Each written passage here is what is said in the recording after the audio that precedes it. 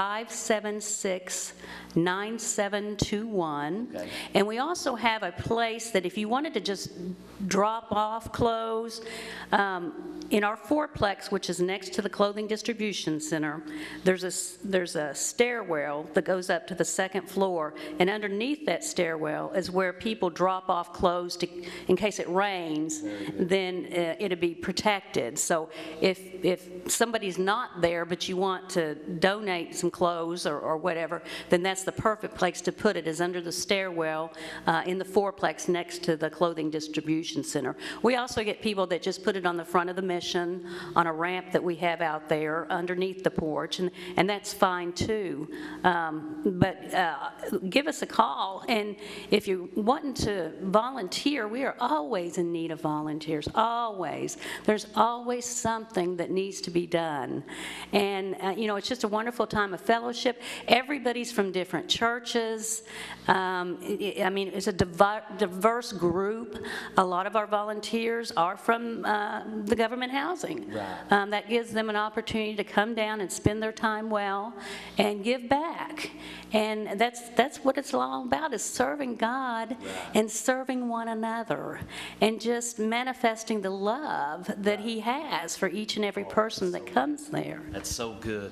I tell you, I compliment the work that you're doing because it's from the heart. It's straight from the heart. These people are wanting to help other people, reaching out to people every day. Like I said before, sacrificing their time and willing to go the extra mile to help somebody. Bobby and Tanya, how long have you been with the mission? I've been there about a year. About a year. And my wife, she started before I did. How long have you been there? I've been there since August of last year. Since August of last year. Now, what's some of the job details that you do? Do you help out all over? Or what? All over. I fill in anywhere they need to be. And the greatest thing, like what she's saying, being a servant, is to get a plate of food and to take it to somebody and just be a servant. Not just to walk up and hand somebody, here you go. How are you doing? To talk to somebody, to let them know you care. If you really want to serve God, and I'm not saying this to boast what is done here. I'm saying be a servant. Walk up and hand somebody something, to see their face light up. A little child, a little toy. Walk up and talk to somebody, let them know that you care. I mean, that's what the love of Christ is, and that's the way I see it. That's the love of Christ. That's the way I see it. If you can see that you walk up and not treat somebody just as another number or just another name, right, but as another soul, another child of God, and say, here you go, take this and be blessed, eat this. Not because, you know, it makes me feel good, but I get to see that love's like, hey, somebody cares. Right.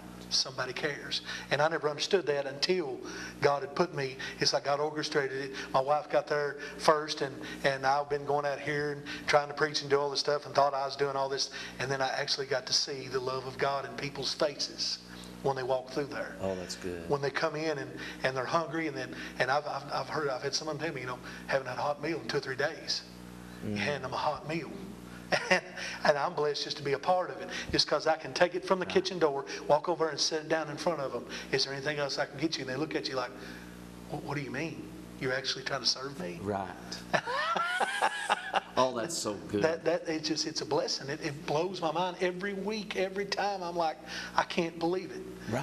You find out exactly what a servant's heart's all about. And that's what Christ intended it for us to be. Exactly. That's what He was. Exactly. When He came here, He was a servant. Oh, yes. Wonderful. That is so wonderful, so powerful. I want you to tell me about how the ministry was founded, how it started, and how long has it been?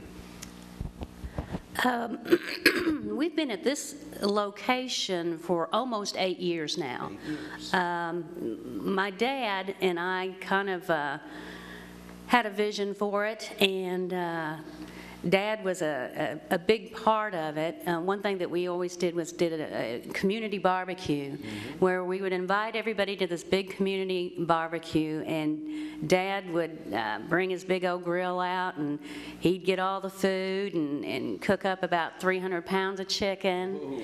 And we did this. It's our yearly barbecue, and that's one of the first things we did to try and invite the community in to feel the presence of God and His love. And so about 8 years ago, we bought the property there and just felt led by the Lord that this was where He wanted us, and just prayed that we would come up with the money. We had $10,000, and the down payment was going to be $35,000, and so we had to come up with $25,000 more within 30 days, and then get the bank to give us a note for over $100,000. Wow. And we didn't look good on paper because we were new. We are 501c3 private charity, right, corporation, nonprofit. We had all the paperwork in order. We just didn't have any money. But within 30 days, God blessed us with the rest of the money, and the last $1,000 was donated by the real estate agent that sold us the property. He said, I can do this for you. And then by the grace of God, and it was by the grace of God, that the banker just gave us favor and said, I'm going to take a chance on this because I feel good about it. And he said, so I'm going to go ahead and give you the note.